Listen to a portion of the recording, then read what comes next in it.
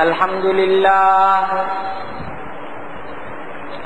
لله نحمده ونستعينه ونستغفره ونؤمن به ونتوكل عليه ونعوذ بالله من شرور أنفسنا ومن سيئات أعمالنا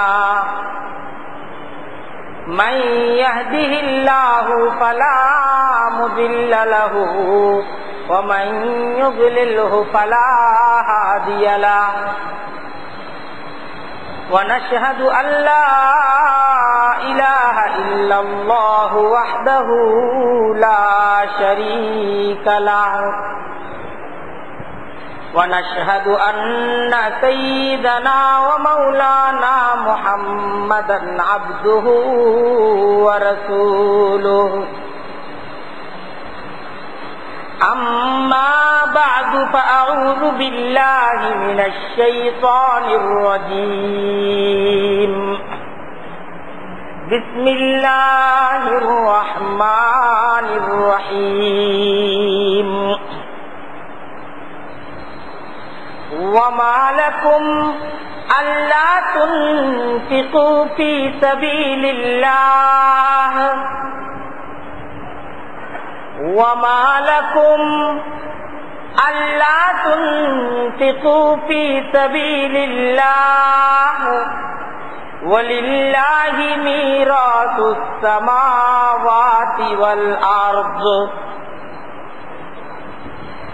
لا يستوي منكم من أنفق من قبل الفتح وقاتل أولئك أعظم درجة من الذين أنفقوا من بعد وقاتلوا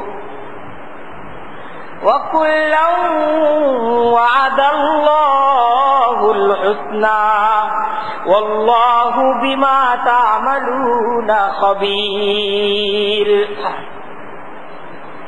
من ذا الذي يقرض الله قرضا حسنا فيضاعفه له وله أجر كريم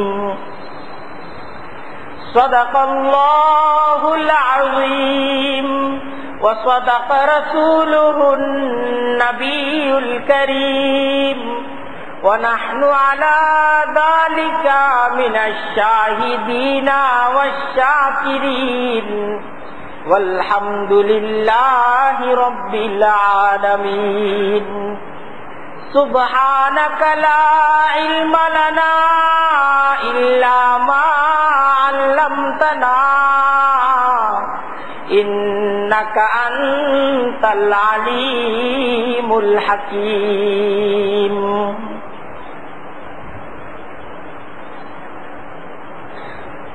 আল্লাহ তাআলার দরবারে লাখো কোটি শুকরিয়া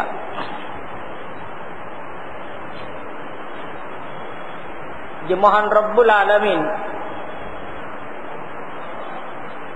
তার অগণিত বান্দাদের মধ্য থেকে আমাদের কিছু মানুষদেরকে বাছাই করে জুমার আযানের পর নামাজের পূর্বের এই অতি ফজিলতপূর্ণ সময় দিনই কিছু মুযাকারার এক মজলিসে একত্রিত হয়ে কিছু আলোচনা শোনার করার তৌফিক দান করেছেন। দিল খুলে আমরা সবাই আল্লাহ তাআলার দরবারে শুকরিয়া আদায় করে বলি আলহামদুলিল্লাহ। আজকের আমাদের আলোচনার বিষয়বস্তু হল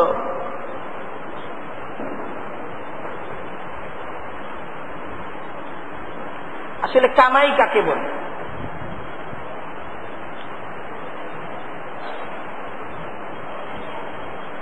আমরা যে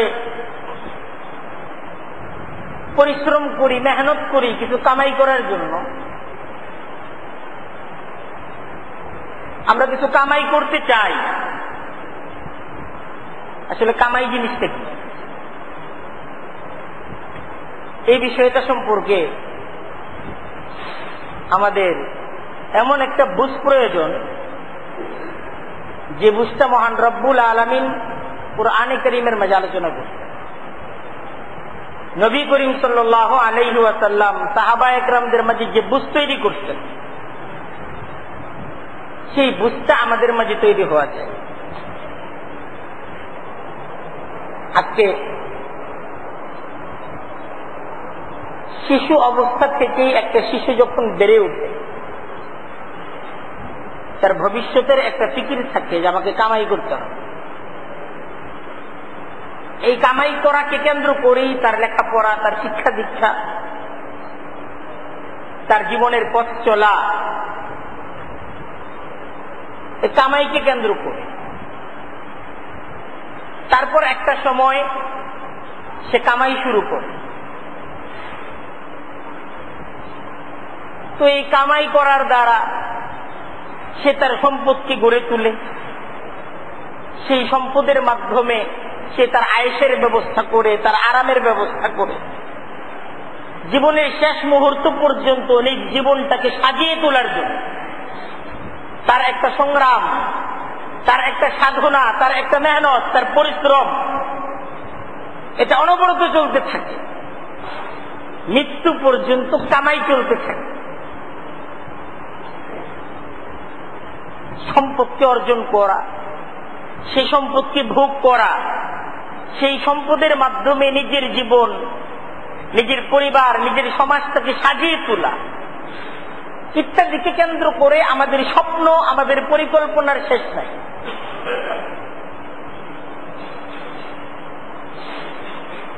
কিন্তু এই বুঝটা, এই শিক্ষাটা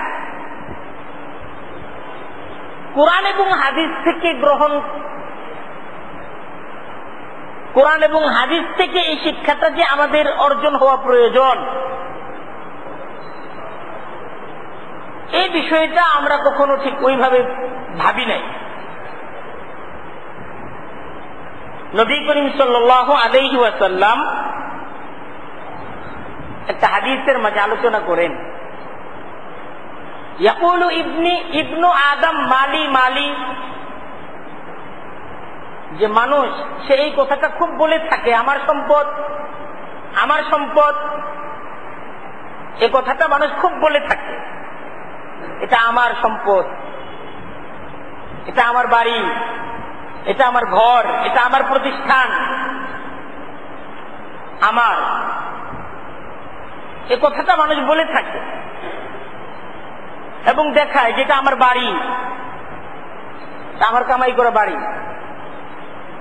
অন্যদেরকে ডাকে, ডাইকা এনে দেখায় যে এই যে বাড়িটা করছি। সমাজের সকলের সামনে বাড়িটা করার পর সবাইকে দাওয়াত দেয়, দাওয়াত দিয়ে নিজের বাড়িতে নিয়ে যায়। সে জায়গায় একটা বরকতের মাধ্যমে সবাইকে দাওয়াত দিয়ে বাড়ি শুরু করার সাথে সাথে এটাও থাকে বাড়িটা সবাই দেখুক, সারা জিন্দেগির কামাই দ্বারা বাড়িটাকে গড়ে তুলেছি। প্রতিষ্ঠান একটা যখন তৈরি করে, নিজে প্রতিষ্ঠানটা সবাইকে দেখায়, এটা আমার প্রতিষ্ঠান, আমি এই প্রতিষ্ঠানটাকে তিলে তিলে গড়ে তুলেছি। ইয়াকুলু ইবনু আদম মালি মালি, মানুষের এটা একটা গুরুত্বপূর্ণ সাবজেক্ট, তার কথার এটা একটা গুরুত্বপূর্ণ বিষয় যে আমার সম্পদ, আমার সম্পদ, এটা খুব বলে থাকে। আল্লাহ রাসূল সাল্লাল্লাহু আলাইহি ওয়াসাল্লাম এই কথার উপর একটা প্রশ্ন তৈরি করতেছেন। এই কথাটা যে আমরা বলি, তিনি আমাদেরকে সচেতন করতেছেন হাদিসের মাঝে, এই কথাটা যে বলো কোনদিন ভাবছ? এই কথাটা তো সবাই বলে, তুমিও বলতেছো, কিন্তু ভাইবা বলছো আমার বাড়ি, এই কথাটা ভাইবা বলছো? আল্লাহ রাসূল প্রশ্ন করতেছেন। ওয়া হাল্লাকা মিন মালিকা ইল্লা মা আকালতা ফাআফনাইতা আও লাবিসতা ফাআমলাইতা আও তাসাদ্দাকতা ফাআমযাইতা। আল্লাহ রাসূল বলতেছেন ওয়া হাল্লাকা মিন মালিকা ইল্লা মা আকালতা, যে তোমার সম্পদ তো ওইটা তোমার সম্পদ। তুমি যদি বলতে চাও যেটা আমার সম্পদ, তাহলে ওইটাকে তোমার সম্পদ বলতে পারো যে সম্পদটাকে তুমি খাইছো। কামাই করার পর যে সম্পদটাকে তুমি খাইছো, কামাই করছো, কামাই করার পর নিজের কামাই দ্বারা যেটা বাজার কইরা নিজে খাইছো, এটাকে বলতে পারো এটা আমার সম্পদ, কারণ তোমার বাজে গেছে। এটাকে তুমি গ্রহণ করছো, এটাকে বলতে পারো এটা আমার। আও লাবিস্তা আমলাইতা, অথবা যেটাকে তুমি পরিধান করেছো কামাই করে, সে কামাই দ্বারা নিজেকে সজ্জিত করার জন্য যে পোশাক তুমি ক্রয় করেছো, এবং সে পোশাক দ্বারা তুমি তোমাকে আচ্ছাদিত করেছো, এবং এইভাবে এই পোশাকটাকে তুমি একটা সময় ব্যবহার করতে করতে এটাকে শেষ করে ফেলেছো, এটাকে বলতে পারো যে সম্পদটা আমার কাজে লেগেছে। তৃতীয়, এক তো যে যা খেয়েছো, দ্বিতীয় হলো যা পরিধান করেছো, তৃতীয় আল্লাহর রাসূল বলতেছেন আও তাসাদদাকতায়া, আর যে সম্পদটাকে তুমি আল্লাহর পথে দান করেছো, আমজাইতা, আল্লাহর পথে দান করে যেটাকে তুমি তোমার জন্য পাঠিয়ে দিয়েছো, এইটাকে তুমি তোমার সম্পদ বলতে পারো। এই তিন খাত হলো, এই তিনটা খাতকে বলা যায় যেটা আমার। আর এই তিন খাতের বাইরে যত খাতে আর যত ধরনের খাত আছে এবং যত ধরনের খাতে সম্পদটা ব্যয় হয়ে থাকে, কোনটাই তো আমার না, সবই তো অন্যের পিছনে ব্যয় হচ্ছে। তারপর আল্লাহ রাসূল সাল্লাল্লাহু আলাইহি ওয়াসাল্লাম আরেকটু সুস্পষ্ট ভাবে বলতেছেন ওমা সাওয়াদালিকা, এই তিনটা খাতের বাইরে আরো যত খাত আছে, ওমা সাওয়াদালিকা, এই তিন ছাড়া আরো যত ধরনের আয় ব্যয় আছে, ফাযাহিবুন ওয়া তারিকুহু লিন-নাস, এটা তো চলে গেল, থাকলো না, আর মানুষের কাছে এটা কি রেখে যাওয়া হলো, তারিকুহু, এটাকে তো রেখে যাওয়া হলো লিন-নাস, অন্যের জন্য। এই যে বাড়ি করছো আমার না, এটা তো তুমি অন্যের জন্য রেখে যাচ্ছ, এটা তুমি নিয়ে যাচ্ছ না। আর যা কিনে তুমি অন্যকে দিয়ে দিয়েছো, এটা তো অন্যের, এটা তো তোমার না।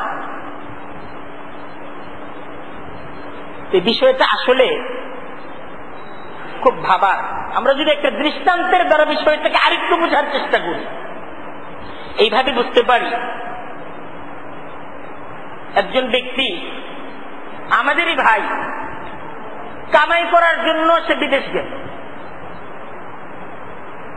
বিদেশ যাওয়ার উদ্দেশ্য বাবা মা, ভাই বোন, আপনজন সবাইকে ছেড়ে বিদেশে পাড়ি জমানোর লক্ষ্য উদ্দেশ্য কামাই করা। বিদেশে থাকার লক্ষ্য উদ্দেশ্য কামাই করা। একা একা বিদেশ থাকলো দীর্ঘদিন কাতার থাকলো, দীর্ঘদিন অস্ট্রেলিয়া থাকলো, দীর্ঘদিন জেদ্দা থাকলো, দীর্ঘদিন আমেরিকা থাকলো, নিজের পরিবার পরিজনদেরকেও নিয়ে গেল না, সবাই বাংলাদেশে, সে একা একা বিদেশে ইতালিতে থাকে। কেন ইতালিতে থাকে এতদিন? এত কষ্ট কেন করে? এ কষ্টের উদ্দেশ্য কামাই করা। তো জিজ্ঞাসা করা হয় বিদেশ থেকে কি পরিমাণ সে কামাই করে, সবাই জিজ্ঞাসা করে কি পরিমাণ টাকা পয়সা পাঠায়, তার বেতন কত? 2 লাখ টাকা বেতন পায় মাসে, অথবা মাসে সে 3 লাখ টাকা বেতন পায়। সবাই খুশি না, তাহলে তো ভালো কামাই করে। এখন প্রশ্ন হলো, একজন ব্যক্তি বিদেশে প্রচুর কামাই করে, ইতালিতে থাকলো বা কোরিয়াতে থাকলো, প্রচুর কামাই করে, মাসে 3 লাখ 4 লাখ 5 লাখ টাকা কামাই করলো, 5 বছর থাকলো, আসার সময় কিছুই নিয়ে আসলো না। 5 লাখ টাকা কামাই করে সে জায়গাতেই সব খরচ করে, সে জায়গাতেই গাড়ি ঘোড়া করে, বাড়ি ঘোড়া করে, সমস্ত কিছু রেখে সে খালি হাতে, যে খালি হাতে বাংলাদেশ থেকে সে কোরিয়াতে গিয়েছিল, সেই খালি হাতে সে বাংলাদেশে ফেরত আসে। তো তার এই বাংলাদেশে ফিরে আসাটা কেমন, নিজেরা একটু ভাবার চেষ্টা করি। আর অন্যজন যখন আসলো, যাওয়ার পর থেকে প্রতি মাসে একটা বিশেষ হিসাব অনুযায়ী সম্পদ সে বাংলাদেশে পাঠিয়েছে। তারপর যখন সে আসলো, প্রচুর পরিমাণ সম্পদ এনে সে বাংলাদেশে জমি ক্রয় করলো, বাড়ি করলো, গাড়ি করলো, নিজের পরিবার পরিজন সবাইকে একরকম সাজিয়ে তুলত। তো এই যে দুইজন ব্যক্তি, একজন তার সহায় সম্পদ ব্যয় করে বিদেশ গেল, বিদেশ যাওয়ার পর কিছু তো আনলোই না, খালি হাতে ফিরে আসলো। যখন ফিরে আসলো কিছুই নিয়ে আসলো। কিছুদিন আগে আমার সাথেই একজন ব্যক্তি দেখা করলো এজন্য যে তার কিছু সহযোগিতা প্রয়োজন। তো সে তার ইতিহাস আমার সাথে এইভাবে আলোচনা করলো, ছোটখাটো একটা চাকরি করতাম আমি। তো ছোটখাটো এই চাকরির দ্বারা সংসার ঠিক মতো চলে না। তো তারপরে সবাই পরামর্শ দিল বিদেশ যাওয়ার জন্য। তো বাবার রেখে যাওয়া যে পরিমাণ সম্পদ ছিল, পূর্ণ সম্পদটা বিক্রি করে আমি বিদেশে পাড়ি জমাই। আমার বাবার রেখে যাওয়া সম্পদের আর কিছুই বাকি থাকলো না, পুরোটাই বিক্রি করে বিদেশ গেলাম। বিদেশ যাওয়ার পর আমি কিছু করতে পারলাম না, আমি প্রতারক চক্রের হাতে পড়লাম। 3-4 মাস পরে সে জায়গায় গ্রেপ্তার হয়ে প্রায় 12-13 মাস জেলখানায় থেকে খালি হাতে আবার দেশে ফিরে আসলাম। এখন যে আমি দেশে ফিরে আসছি, আমার পরিবার পরিজন এদেরকে নিয়ে চলার মতো আমার কাছে কিছুই নাই। আর বাবার রেখে যাওয়া সম্পত্তি পুরোটা বিক্রি করে ফেলেছি। আরো যে সমস্ত ঋণ করেছি, ঋণগুলো দেওয়ার কোনো ব্যবস্থাপনা নাই। আগে তো কামাই করার যোগ্যতা ছিল, এখন কামাই করার যোগ্যতা নাই, এখন শুধু ভিক্ষা করার যোগ্যতা। তো তার বিদেশ যাওয়াটা কিন্তু কামাই করার জন্য যাওয়া ছিল, কিন্তু সে কিছুই কামাই করে আনতে পারে নাই, সে ব্যর্থ। তার পূর্ণ সফরটা, তার পূর্ণ পরিকল্পনাটা সম্পূর্ণরূপে ব্যর্থ হলো, কারণ সে কিছু আনতে পারে নাই, কিছুই আনতে পারে। এই মহান রব্বুল আলামিন দুনিয়ার এই যে জগৎ, এই জগতে তিনি আমাদেরকে পাঠিয়েছেন একটা নির্ধারিত সময়ের জন্য, নির্ধারিত একটা হায়াত। এই দুনিয়াতে আমাদেরকে থাকতে হবে। মহান রব্বুল আলামিন অগণিত নবীদের মাধ্যমে আমাদের কাছে দাওয়াত পাঠিয়েছে, কোরআন কিতাব দ্বারা আমাদের কাছে দাওয়াত পাঠিয়েছে। সেই দাওয়াত হলো আল্লাহ তাআলা আমাদেরকে ডাকতেছেন, নিয়ে আসো, কামাই কইরা নিয়ে আসো, কামাই কইরা রাইখা আইসো না, কামাই করে তোমাকে কিছু নিয়ে আসতে হবে। এই দাওয়াতটাই কোরআনে কারীম দ্বারা মহান রব্বুল আলামিন আমাদের কাছে উপস্থাপন করতেন। নবী করিম সাল্লাল্লাহু আলাইহি ওয়াসাল্লামের আগমনের উদ্দেশ্য এটাই ছিল, মানুষদেরকে এই দাওয়াত দেওয়া, কামাই করো, কামাই করে পাঠাও, কামাই করে পাঠাও, কামাই করে এই জায়গায় রাইখা যায়ও না। কারণ এই জায়গায় কামাই করে যা রাইখা যাইবা এটা তো এনে থাকবে, তোমার সাথে তো যাবে না। আর কামাই করে কামাইটাকে সে জায়গায় পাঠাও, সেই জায়গায় নিজ কামাইটাকে পাঠিয়ে দাও যে জায়গায় তোমাকে চিরকাল থাকতে হবে। আমিনু বিল্লাহি ওয়া রাসূলিহি ওয়া আনফিকু মিম্মা জাআলাকুম মুস্তাখলাফিনা ফীহি। সূরা হাদীদের মাঝে মহান রব্বুল আলামিন সূরা হাদীদের 7ম আয়াত, মহান রব্বুল আলামিন এই কোরআনে কারীম মহান রব্বুল আলামিনের কিতাব, মহান রব্বুল আলামিনের চিঠি আমাদের কাছে। বাবা মা চিঠি লেখে না, সন্তানরা যখন বিদেশে পাঠায় চিঠি লেখে না, কিছু পাঠাও, সব খায়া শেষ করো না। তো কষ্ট, খুব কষ্ট, কষ্ট করেই তো কামাই করতে হবে।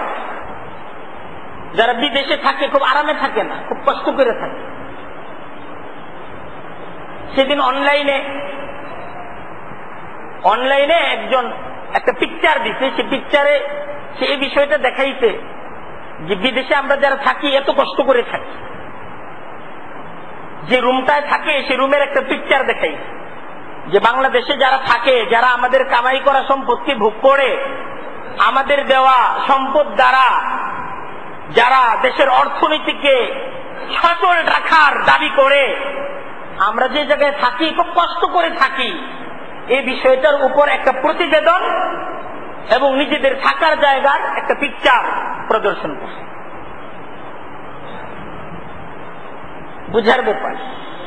বাবা মা চিঠি লেখে যে কষ্টর জন্যই তো পাঠাইছি, পাঠাও, কামাই পাঠাও, কিছুদিন কষ্ট করো, সেই কষ্টের যে কামাই তুমি আমাদের কাছে পাঠাবা। তোমার সে কষ্টের কামাই দ্বারা জমি কিনছি, সেই জমিনের মাঝে বাড়ির কাজে হাত দিছি, বাড়ির কাজে হাত দিছি। আমরা আমাদের সমাজের মাঝে এমন অনেক মানুষ পাবো যারা আজকে বাড়ির মালিক, গাড়ির মালিক, তাদের জীবনের মাঝে এখন ঠিক সেই পেরেশানি নাই, কামাইয়ের সেই চাপ নাই, কিন্তু একটা সময় কামাই করার জন্য তারা সেই বিদেশের মাটিতে তারা শ্রম, পরিশ্রম, তাদের মেধা, তাদের শক্তি, এই সমস্ত কিছুকে তারা ব্যয় করছে। সেই কষ্টের ফসল, সেই পরিশ্রমের ফসল আজকের এ আরাম, আজকের এ আয়েশ, আজকের এ বাড়ি, আজকের এ গাড়ি।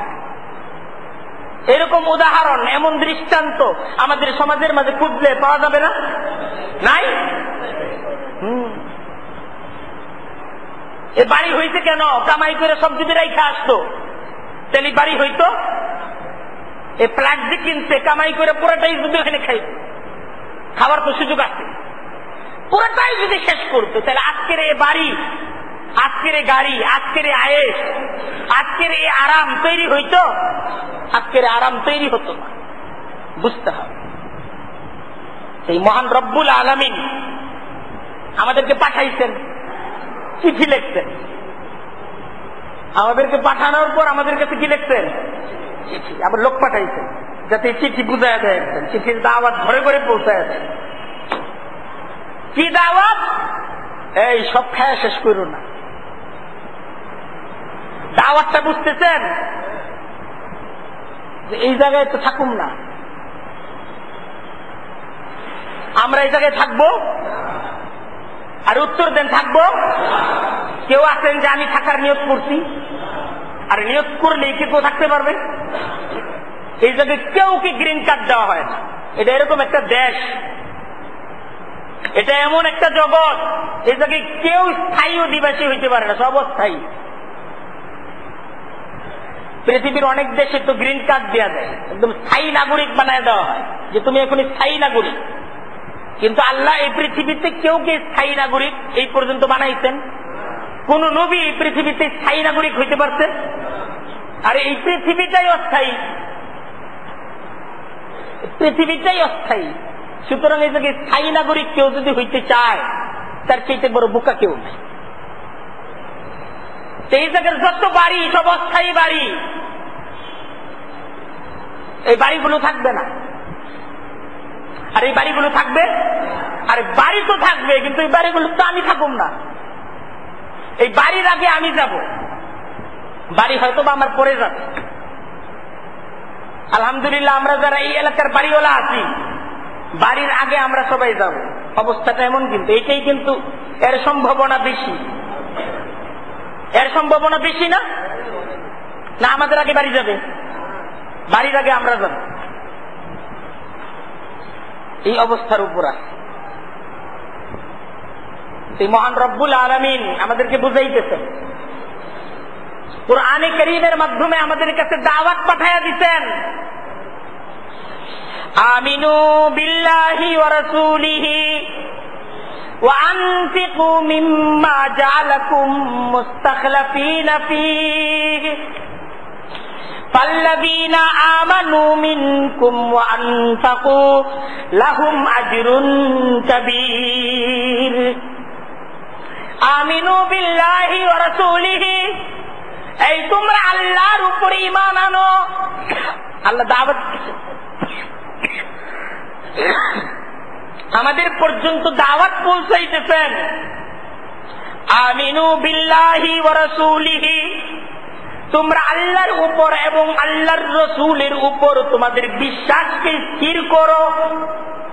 আল্লাহকে বিশ্বাস করো, আল্লাহর রাসূলকে বিশ্বাস করো, আল্লাহর প্রতি ঈমান আনো, আল্লাহর রাসূলের প্রতি ঈমান আনো।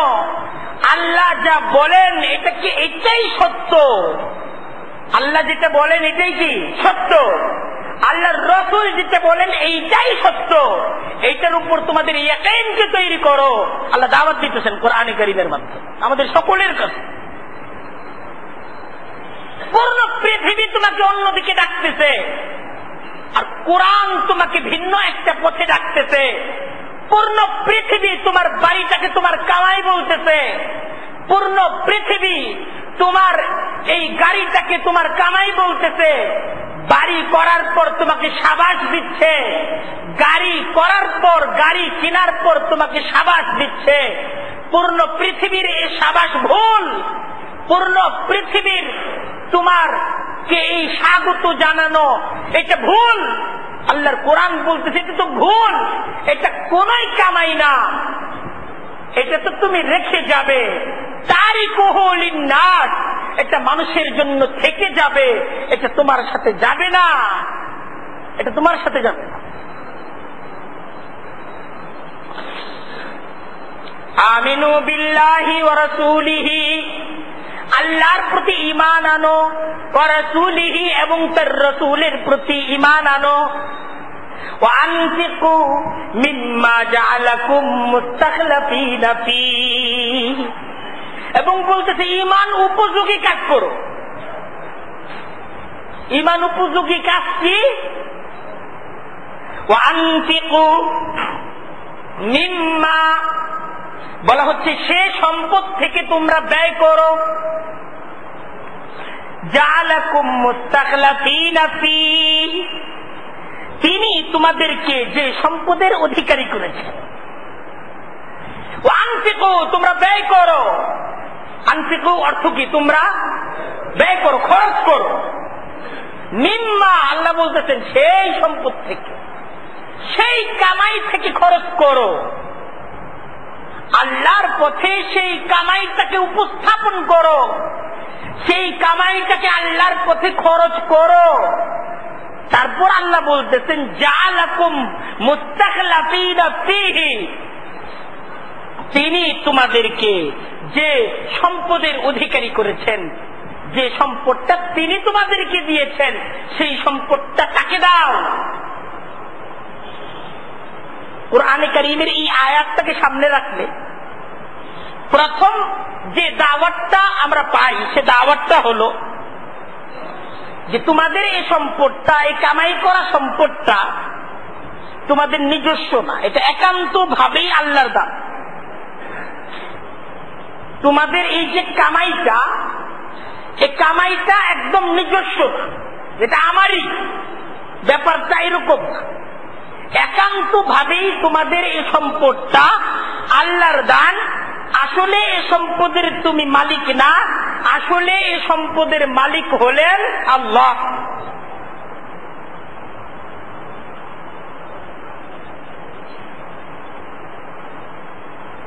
যে সম্পদটাকে তুমি তোমার বলতেছো, আসলে এই সম্পদের মালিক কে? আল্লাহ কিছুদিনের জন্য এই সম্পদের উপর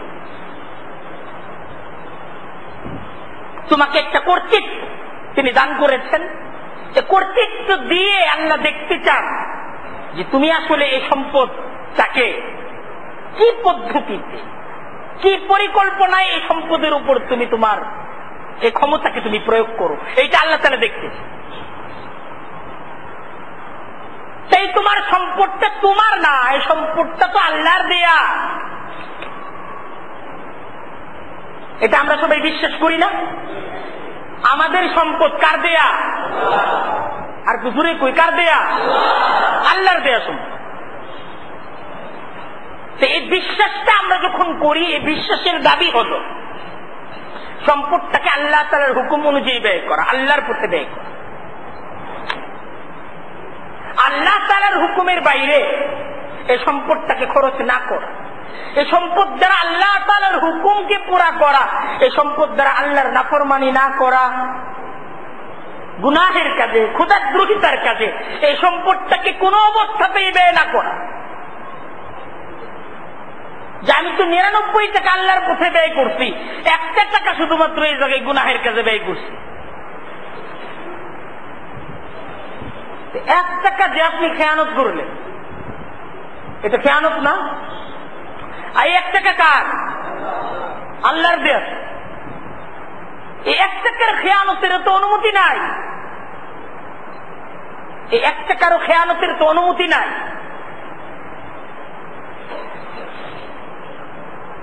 আপনি আমাকে 10 কোটি টাকা দিলেন, 10 লক্ষ টাকা দিলেন, আমি 10 লক্ষ টাকার 9 লক্ষ টাকা আপনার কথা মতো ব্যয় করবেন, 1 লক্ষ টাকা মাঝখানে আত্মসাৎ করলাম।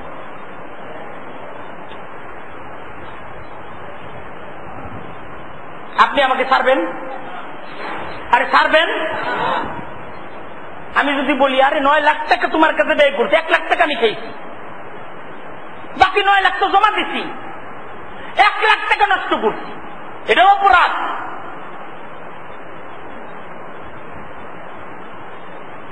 তো সমাজের সবাই বলবে যে এটা কি অপরাধ।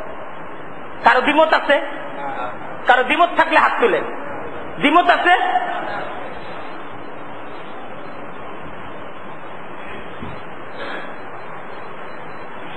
আল্লাহর দেয়া জান, আল্লাহর দেয়া মাল তার নাফরমানির কাজে এটাকে ব্যয় করা যাবে? এই হায়াতটা কার দেয়া? হায়াতের 1 ঘন্টা সময় আল্লাহর নাফরমানির মাঝে ব্যয় করা যাবে? এই সম্পদও আল্লাহর দেয়া, সম্পদের 1 টাকা আল্লাহর নাফরমানির কাছে ব্যয় করা যাবে? এই সম্পদ তো আমানত, যদি খেয়ানত হয় জবাব দিয়ে তারপর হাসরের ময়দানে ছুটতে হবে।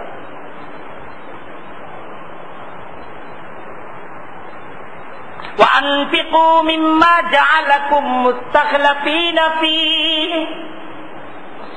آمِنُوا بِاللَّهِ وَرَسُولِهِ, আল্লাহ এবং আল্লাহর রসুলের প্রতি ঈমান আনো। وَأَنْفِقُوا, আর ঈমান আনার অর্থ হলো নিজ সম্পদটাকে ব্যয় করো। মিম্মা বলতেছে ওয়ানফিকু মিম্মা, সেই সম্পদ থেকে আল্লাহর পথে ব্যয় করো, আল্লাহর হুকুম অনুযায়ী তুমি খরচ করো। জালাকুম মুস্তাখলাফিনা ফীহি, তিনি তোমাদেরকে যে সম্পদের অধিকারী করেছেন, এই সম্পদের তোমাকে তো অধিকারী আল্লাহ করেছেন, সেই সম্পদটাকে আল্লাহর হুকুম মতো ব্যয় করা তোমার কর্তব্য। এই সম্পদটাকে নিজ ইচ্ছা অনুযায়ী ব্যয় করার ক্ষমতাটা তোমার নাই। তোমার নিজ ইচ্ছা অনুযায়ী ব্যয় করা এটা অনুচিত, এই পথে যেও না। এই আয়াতেরই আরেকটা দাওয়াত যে এই সম্পদের তো তোমাকে আল্লাহ অধিকারী করেছেন, এই সম্পদটা অতীতে তোমার ছিল না, এই সম্পদটা অতীতে তোমার ছিল না, ছিল না তো তোমার এই সম্পদ। এই যে আজকে তুমি বাড়ি করতো, এই বাড়িটা আগে তো তোমার ছিল না, আগে থেকে এই বাড়ি ছিল? আর উত্তর দেন না, আগে থেকে বাড়ি ছিল? বাড়ি তো হইছে, তাহলে এই বাড়ি করার সম্পদটা তো তোমার কাছে আসছে, ছিল না তো। বাড়ি করার যে টাকাটা, এই টাকাটা তোমার কাছে কি আগে ছিল? আর আগে থেকে কি এই টাকাটা ছিল? এই টাকাটা আগে থেকে ছিল না, এই টাকাটা তোমার কাছে এসেছে, দিয়েছেন কে? এবং ভবিষ্যতেও এই সম্পদটা তোমার কাছে থাকবে না। অতীতেও এই সম্পদ তোমার কাছে ছিল না, আর ভবিষ্যতেও এই সম্পদটা তোমার কাছে থাকবে। থাকবে? আর উত্তর দেন না থাকবে? এই বাড়িটা তো আমার নামে থাকবে না। আজকে এই বাড়িটা আমার নামে, কালকে এই বাড়িটা অন্যের নামে হয়ে যেতে পারে, এই বাড়িটা আমার নামে থাকবে। আমি চলে যাব, বাড়িটা রেখে যাব, এই বাড়িটা ভাগ হবে। আমার আপন জনরাই এই বাড়িটাকে ভাগ করবে, যারা আমার একদম আপন জন, এদের মাঝেই পূর্ণ বাড়িটা ভাগ হয়ে যাবে। ভাগ হয়ে যাওয়ার পর কেউ বলবে না এই বাড়িটা তো আমার না, এই কথা কেউ বলবে না।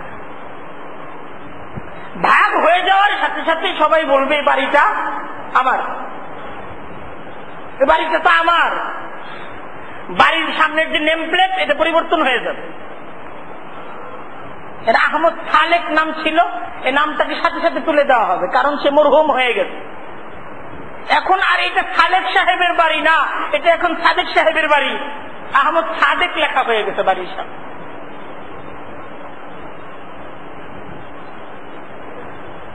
শুধু বাড়ি না, এই সমস্ত সম্পদগুলো, কোন সম্পদ আমার ছিল না, এই সম্পদগুলো আমার থাকবে না।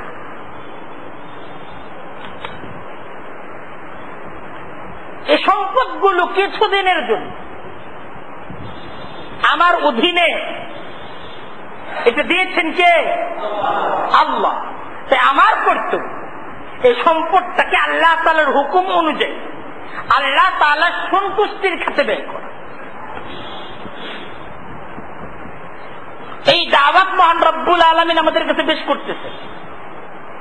ওয়ানফিকু মিম্মা জাআলাকুম মুস্তাখলাফিনা ফীহি, আমি আল্লাহ তোমাকে যে সম্পদের অধিকারী করেছি সেই সম্পদটাকে, আমার দেয়া সম্পদটাকে আমার পথে ব্যয় করো, আমার সন্তুষ্টির জন্য ব্যয় করো। তো আল্লাহর সন্তুষ্টির জন্য আল্লাহর দেয়া সম্পদ যখন ব্যয় করব, এতে লাভ কি? সে লাভের আলোচনাও আল্লাহ কুরআনে কারীমের মাঝে করতেছেন। ফাল্লাযীনা আমানু মিনকুম ওয়া আনফাকু, ফাল্লাযীনা আমানু মিনকুম ওয়া আনফাকু লাহুম আজরুন কাবীর। আল্লাহ বলতেছেন ফাল্লাযীনা আমানু মিনকুম, তোমাদের মাঝে যারা ঈমানদার। আমানু মিনকুম, মিনকুম মানে তোমাদের মাঝে, আমানু যারা ঈমানদার, ওয়া আনফাকু আর যারা তাদের সম্পদকে আল্লাহর পথে ব্যয় করে, লাহুম আজরুন কাবীর। আল্লাহ নিজে কুরআনে কারীমের মাঝে ওয়াদা দিচ্ছেন। সূরা হাদীদের 7ম আয়াতটাকে খুলে দেখুন, আল্লাহ বলতেছেন লাহুম, যারা আমার পথে আমার দেয়া সম্পদকে ব্যয় করবে, লাহুম তারা পাবে, আমার কাছে তাদের জন্য থাকবে আজরুন কাবীরুন, মহাপুরস্কার, মহাপ্রতিদান। সুবহানাল্লাহ বলি, মহাপ্রতিদান থাকবে তাদের। সূরা হাদীদের 10 নম্বর আয়াত, মহান রব্বুল আলামিন এই আয়াতের মাধ্যমে আমাদেরকে ডাকতেছেন ওয়ামা লাকুম, ওয়ামা লাকুম, তোমাদের কি হলো? কি হলো তোমাদের? ওয়ামা লাকুম আল্লাহ তুনফিকু ফী সাবিলিল্লাহ, তোমরা আল্লাহর পথে তোমাদের সম্পদকে ব্যয় করছো না, খরচ করছো না। তোমরা আল্লাহর সাথে কৃপণতা করছো আল্লাহকে দেওয়ার ক্ষেত্রে। তোমরা তোমাদের হাতকে সংকুচিত করছো কেন? আল্লাহ প্রশ্ন করতেছেন কেন? ওয়ামা লাকুম, কি হলো তোমাদের? কেন তোমরা এমন আচরণ করছো যে আল্লাহ তুনফিকু ফী সাবিলিল্লাহ, তোমরা আল্লাহর পথে, তোমাদেরকে ডাকা হচ্ছে আল্লাহর দেয়া সম্পদকে আল্লাহর পথে ব্যয় করো, আর তোমরা আল্লাহর দেয়া সম্পদকে আল্লাহর পথে দিচ্ছ না। কেন দিচ্ছ না? তারপর আল্লাহ এই আয়াতের দ্বিতীয় অংশে বলতেছেন ওয়ালিল্লাহি মিরাসুস সামাওয়াতি ওয়াল আরদি, আল্লাহকে দিচ্ছ না। আল্লাহর পরিচয় জানো? তোমরা আল্লাহকে দিচ্ছ না, আল্লাহর হুকুম মানছো না, আল্লাহর হুকুম অনুযায়ী আল্লাহর সন্তুষ্টির জন্য নিজ সম্পদটাকে কাজে লাগাচ্ছ না। নিজে কামাই করে নিজ সম্পদ দ্বারা স্ত্রীর সন্তুষ্টি কামনায় ব্যয় করছো, সন্তানের সন্তুষ্টি কামনায় ব্যয় করছো, নিজ আপনজনদের সন্তুষ্টি কামনায় ব্যয় করছো, রাষ্ট্রের জনগণের সন্তুষ্টি কামনায় ব্যয় করছো, সমাজের লোকদের সন্তুষ্টি কামনায় ব্যয় করছো, আল্লাহর সন্তুষ্টি কামনা করছো না। আল্লাহ প্রশ্ন করতেছে, আল্লাহর ক্ষমতা, আল্লাহর পরিচয় জানো? ওয়ালিল্লাহি মিরাসুস সামাওয়াতি ওয়াল আরদি, অথচ আল্লাহর মিরাসুস সামাওয়াতি ওয়াল আরদি, এই আকাশের উত্তরাধিকারী আল্লাহর, এই জমিনেরও উত্তরাধিকারী আল্লাহর কার? আসমানের মালিক কে? জমিনের মালিক কে? এটা আল্লাহ বলতেছেন এই আসমানটাও আমার, জমিনটাও তো আমার।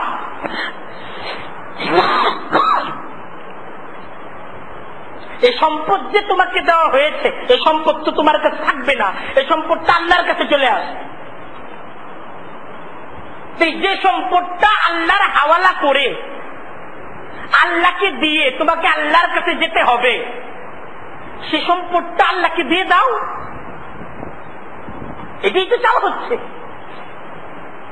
এই সম্পদটাকে তুমি রেখে যাও, আল্লাহর ফয়সালা অনুযায়ী তোমার এই সম্পদটা কি হবে? বন্টন হবে।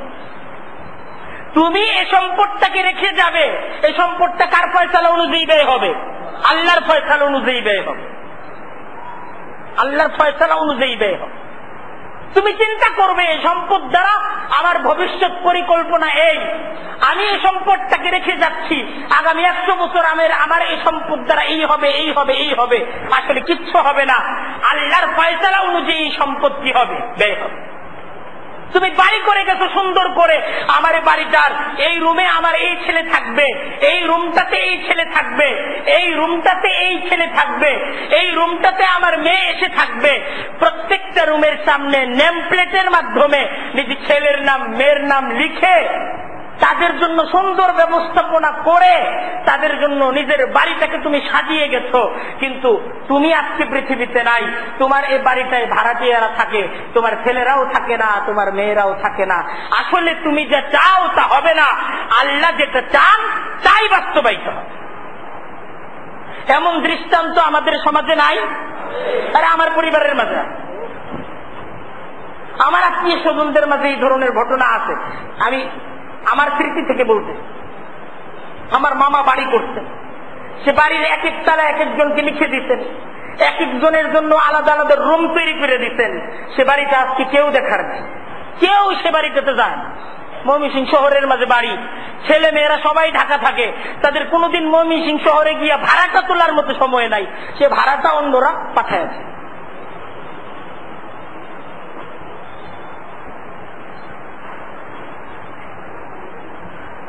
মানুষ আমার পরিকল্পনা একরকম, আমি একভাবে গড়ে যেতে চাই, কিন্তু আসলে আমার মতো কোনো কিছুই গড়ে ওঠে না। গড়ে ওঠে কার ফয়সালা অনুযায়ী? আল্লাহর ফয়সালা অনুযায়ী। আল্লাহ যেটা ফয়সালা করেন সে ফয়সালা অনুযায়ী সিদ্ধান্ত হয়। হযরত উমর ইবনে আব্দুল আজিজ রাহমাতুল্লাহি আলাইহি, যাকে দ্বিতীয় ওমর বলা হয়েছে, শাহী খানদানের জামাই ছিলেন উমর ইবনে আব্দুল আজিজ। সম্পদের অভাব ছিল না উমর ইবনে আব্দুল আজিজ, আয়েশী জীবন ছিল। খেলাফতের জিম্মাদারি যখন হযরত উমর ইবনে আব্দুল আজিজের উপর আসলো, খেলাফতের জিম্মাদার, এমন সাদা সিধা জীবনকে উমর ইবনে আব্দুল আজিজ তিনি গ্রহণ করে নিলেন। নিজের ধন সম্পদ দ্বারা অসহায় দরিদ্র মানুষগুলোর জিম্মাদারি পালন করলেন। ওমর ইবনে আব্দুল আজিজের যখন পৃথিবী থেকে বিদায় হওয়ার সময় হলো, 11 জন সন্তান, কিন্তু 11 জন সন্তানের জন্য ওমর ইবনে আব্দুল আজিজ বিদায় হয়ে যাচ্ছে, 11 দিরহাম নাই। ওমর ইবনে আব্দুল আজিজ বিদায় হয়ে যাবে, যাকে দ্বিতীয় ওমর, যার উপাধি দ্বিতীয় ওমর, কিন্তু তার এই জীবন সায়ান্নে তিনি যে তার 11 জন সন্তানের জন্য রেখে যাচ্ছেন, তার মৃত্যুর পর তার সম্পদ থেকে যদি মিরাস ভাগ করা হয়, তার এক একজন সন্তান একটা করে দিরহাম পায় না। সুলাইমান ইবনে আব্দুল মালিক ওমর ইবনে আব্দুল আজিজ রহমতুল্লাহি আলাইহির শ্যালক দুলা ভাইয়ের কাছে আসছে, শালা যে দুলা ভাই, সারা জিন্দেগি তো মানুষদেরকে দিয়ে গেছেন, আপনার জীবন তো শেষ, ছেলে পেলেগুলোর জন্য তো কিছুই করে গেলেন, রাইখা গেলেন না তো কিছু, সব তো দিয়ে গেলেন। মৃত্যুর সময় শ্যালক দুলাভাইকে এখন চার্জ করতে, কি করে গেলেন, রাইখা তো গেলেন।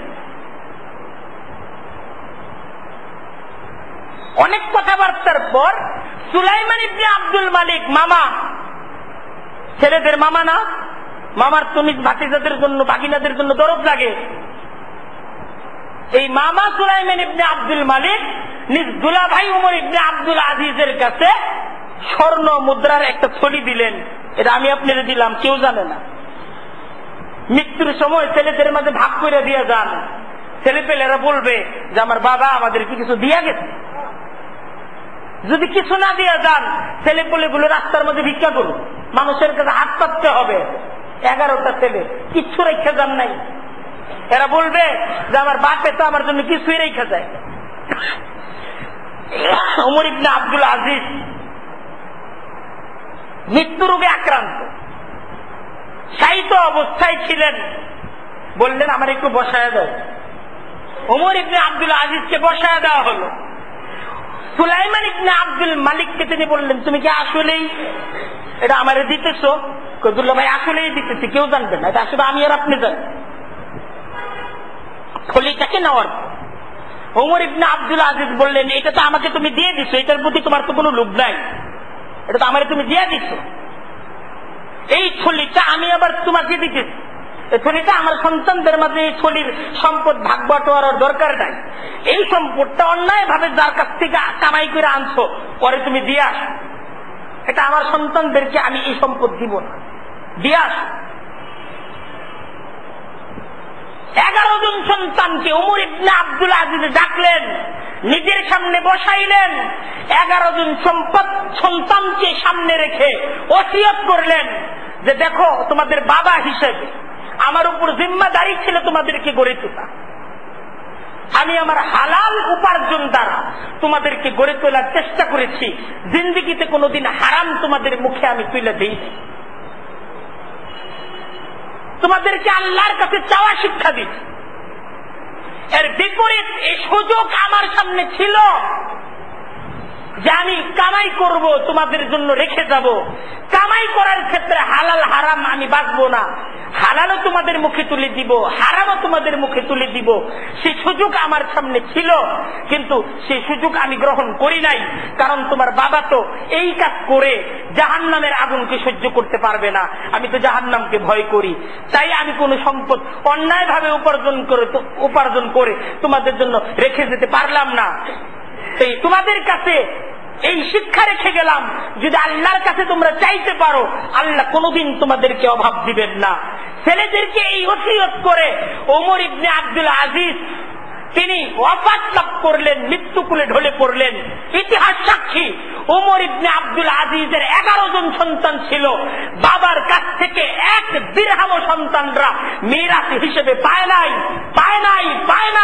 কিন্তু ইতিহাস সাক্ষী, ওমর ইবনে আব্দুল আজিজের 1 সন্তান মহান রব্বুল আলামিন তাদেরকে এমন সম্পদ দান করতে, কুফার জামে মসজিদের সামনে তার ছেলেরা বসছে, এক বসায় হাজার উট আল্লাহর রাস্তায় অসহায় মানুষদেরকে তারা দান করতে তাদের সম্পদ কমে নাই। আল্লাহ জীবনের শেষ মুহূর্ত পর্যন্ত তাদের সম্পদের মাঝে বরকত দান করছে।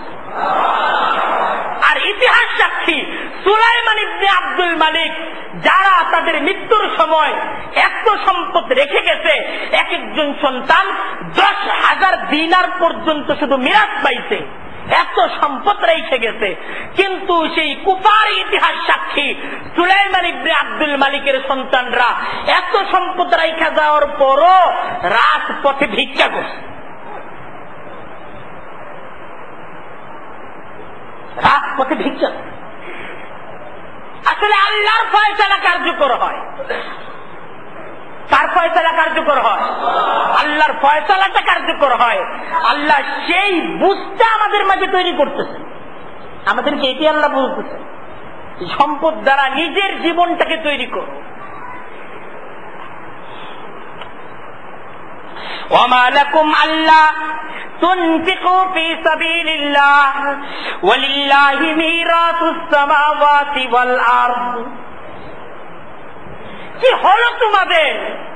তোমরা আল্লাহর পথে দিচ্ছ না, আল্লাহর পথে তোমরা দিচ্ছ না, আল্লাহ ডাকতেছে। ওয়ালিল্লাহি মিরাসুস সামাওয়াতি ওয়াল আরদ, রেখে যাচ্ছ সন্তানের জন্য না, আসলে তো মালিক কে? মালিক কে? তুমি তো মালিক না। এই জায়গায় তো তোমার ফয়সালা কার্যকর হবে না, ফয়সালা কার্যকর হবে কার? আল্লাহ। তাই নিজ সন্তানদের জন্য যদি কিছু রেখে যাওয়ার ইচ্ছা থাকে তাহলে ব্যাংকের অ্যাকাউন্টে জমা করে লাভ নাই, এটা জমা করতে হবে কার অ্যাকাউন্টে? আরে বলেন না, কার অ্যাকাউন্টে? আল্লাহর অ্যাকাউন্টে।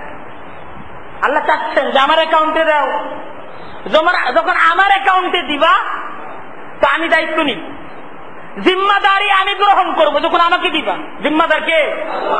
আমাকে দিবা তো আমি জিম্মাদার।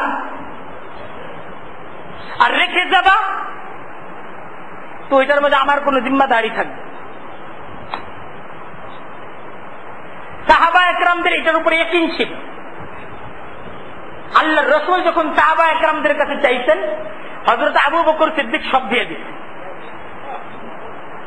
সব দিয়ে দিতেন। হযরত উমর ফারুক সমস্ত সম্পদকে ভাগ করে অর্ধেক নিয়ে আসছেন। এরকম ইয়াকিন ছিল। কেমন ইয়াকিন ছিল সাহাবা একরামদের? হযরত আলী রাদিয়াল্লাহু তাআলা আনহুর একটা ঘটনা। সংসারের মাঝে এত অভাব, হযরত আলী রাদিয়াল্লাহু তাআলা আনহুর ঘর তো শুধু না, এই ঘর তো হযরত ফাতেমারও ঘর, নবী দুলালী হযরত ফাতেমার ঘর না? যেই ফাতেমা, যেই ঘরের সন্তান হাসান হুসাইন জান্নাতের সর্দার হবে, হাদিসের বিষয়। যেই ঘরের আলী জান্নাতি, যেই ঘরের ফাতেমা রাদিয়াল্লাহু তাআলা আনহা জান্নাতি, যেই ঘরের হাসান জান্নাতি, যেই ঘরের হুসাইন জান্নাতি, সেই ঘরের মাঝে অভাব, এত অভাব যে কেনাকাটার মতো কোন অর্থ করি নাই। হযরত আলী রাদিয়াল্লাহু তাআলা আনহুকে হযরত ফাতেমা রাদিয়াল্লাহু তাআলা আনহা নিজের একটা পুরাতন জামা দিয়ে দিতে, এটারে বিক্রি করে কিছু কিনা আনে। হযরত আলী রাদিয়াল্লাহু তাআলা আনহু বিক্রি করতে গেলেন পুরান জামা, নতুন জামা না, পুরান জামার কয় টাকায় বিক্রি করা যায়? বাজারে গিয়া 6 দিরহামে এটা বিক্রি করলেন। কত? আমার কথা বুঝতেছেন? কত? কয় দিরহাম? 6 দিরহামে বিক্রি করে দেন জামাটা। জামাটা বিক্রি করে হযরত আলী রাদিয়াল্লাহু তাআলা আনহু আসতেছেন, ফিরতেছেন।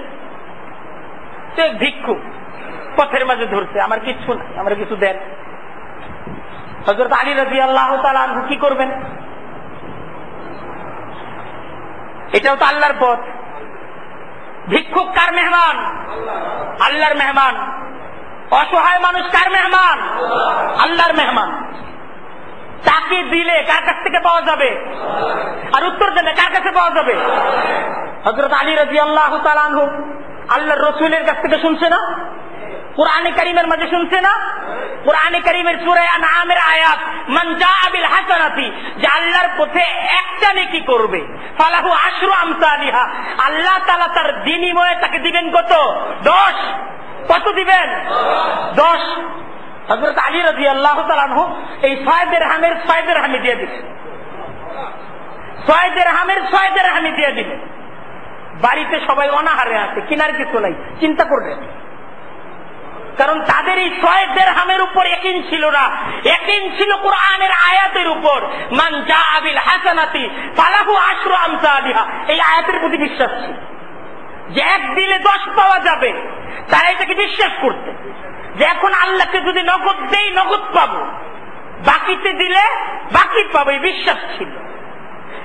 সেই বাজারে যাবেন, বাজারে জিনিস কিনতে, বাজারে যাওয়ার আগেই দিয়ে দিচ্ছেন যে বাজারে যাওয়ার পথেই এসে যাবে, এত ইয়াকিন ছিল। তো হযরত আলী রাদিয়াল্লাহু তাআলা আনহু এই 6 দিরহাম কি বিক্রি করার পর, 6 দিরহাম দান করে দেওয়ার পর পথে আসতেছেন।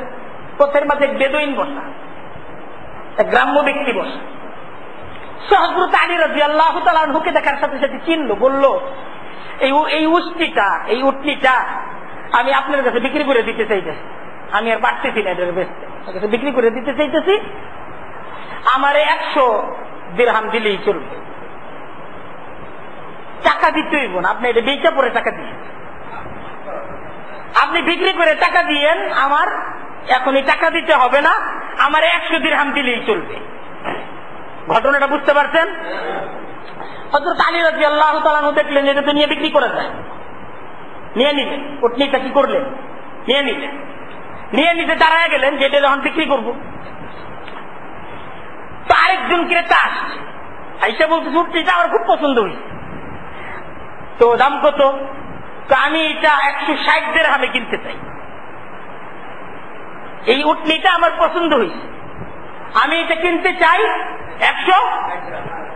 কত দাম? 160 দিরহাম দিতে চাই, তাও অনুনয় বিনয়ের সাথে 60 দিরহাম দিতে চাই। হযরত আলী রাদিয়াল্লাহু তাআলা আনহু বললেন ঠিক আছে 160 দিরহাম। 160 দিরহামে উটনিটাকে তিনি কি করে দিলেন? বিক্রি করে দিলেন। কিনছেন কত দাম দিয়া? 100। বিক্রি করলেন কত দিয়া? 160। 160 দিরহামে বিক্রি করার পর মনের মাঝে আনন্দ, খুশি। জিনিস কেনার আগে চিন্তা করলেন যে বাড়িতে যাই, আগে হযরতে ফাতেমার কাছে গিয়ে ঘটনাটা বলি যে এত বড় একটা ব্যবসা হয়েছে। তো ঘরে ফিরবেন, ফিরার পথে আবার ওই যে বেদুইন হযরত আলীর কাছে বিক্রি করে গেছে, তার সাথে দেখা। ওই যে বাকিতে বিক্রি করে গেছে, পরে টাকা দিলেও চলবে, তার সাথে দেখা। হযরত আলী বললেন যে আমি তোর বিক্রি করে ফেলছি, তোমার টাকাটা দিয়ে দিই। দিয়ে দেন। তারে 100 টাকা দিয়ে 100 দিরহাম তাকে কি করলেন? দিয়ে দিলেন। এখন থাকলো কত? আসলে বাড়িতে নিয়ে যাইতেছিলেন কত? বাড়িতে ওই জামাটা বিক্রি করছেন কত দামে? 6 দিরহামে যা জামাটা বিক্রি করছেন। আর এখন নিয়ে যাইতেছেন কত? 60। এই 60 দিরহাম নিয়ে হযরত আলী রাদিয়াল্লাহু তাআলা আনহু যখন ঘরে ফিরলেন, হযরতে ফাতেমা জিজ্ঞাসা করলেন এত দিরহাম আপনি কোথায় পেলেন? হযরত আলী রাদিয়াল্লাহু তাআলা আনহু জবাব দিলেন, মাঝখানে আমি আল্লাহ তাআলার সাথে ব্যবসা করছি এবং সেই ব্যবসার মাঝে আমি কি হয়েছি? লাভবান হয়েছি। তো আল্লাহ তাআলা আমাকে 1-এর বিনিময়ে 10 দিচ্ছেন। 1-এর বিনিময়ে কত দিচ্ছেন? 10 দিচ্ছেন। মান জাআ বিল হাসানাতি ফালাহু 10 আমসালিহা। আরে কুরআনে কারীমের এই আয়াত কি এখন আমাদের জন্য মিথ্যা হয়ে গেছে? কিয়ামত পর্যন্ত কুরআনে কারীমের এই আয়াত কি মিথ্যা হবে? হ্যাঁ, আমাদের ইয়াকিন নাই।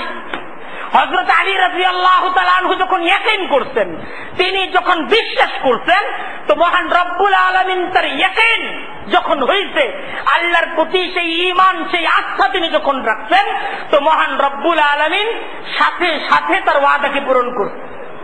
আল্লাহর রসুলের কাছে যখন এই ঘটনার আলোচনা করা হয়েছে, আল্লাহর রসুল বলছেন, আরে তোমার কাছে যে বিক্রি করছে সে তো জিবরাইল, আর যে তোমার কাছ থেকে কিনছে সে তো মিকাইল। আল্লাহ তাআলার রহমতের ফেরেশতারা কুরআনে কারীমের এই আয়াতের উপর আস্থাশীল কারা? কারা আল্লাহর কোরআনের উপর আমল করে তাদেরকে বরকত দেওয়ার জন্য আল্লাহ তাআলার তরফ থেকে এখনো তো জমিনে ঘুরে বেড়ায়। সেই জমানায় যে জিবরাইল জমিনে ঘুরে বেড়াইছে, যে মিকাইল জমিনের মাঝে নামছে, আল্লাহর রাসূলের সাহাবী, নবীর প্রিয় সাহাবী হযরত আলীর এই বিশ্বাসকে পূরণ করার জন্য, এই বিশ্বাসের ফজিলত নগদ নগদ বুঝিয়ে দেওয়ার জন্য মহান রব্বুল আলামিনের কোরআন সত্য, তার ওয়াদা সত্য। এই জমানায় কেউ যদি সেই ইয়াকিন, সেই বিশ্বাসের সাথে কোরআনের উপরে সেই আমল করে, মহান রব্বুল আলামিনের তরফ থেকে ঠিক এইভাবে নগদ নগদ তার প্রতিদান বুঝায় দেওয়া। নগদ নগদ বুঝায় দেওয়া হবে না? বুঝায় দেওয়া। এখন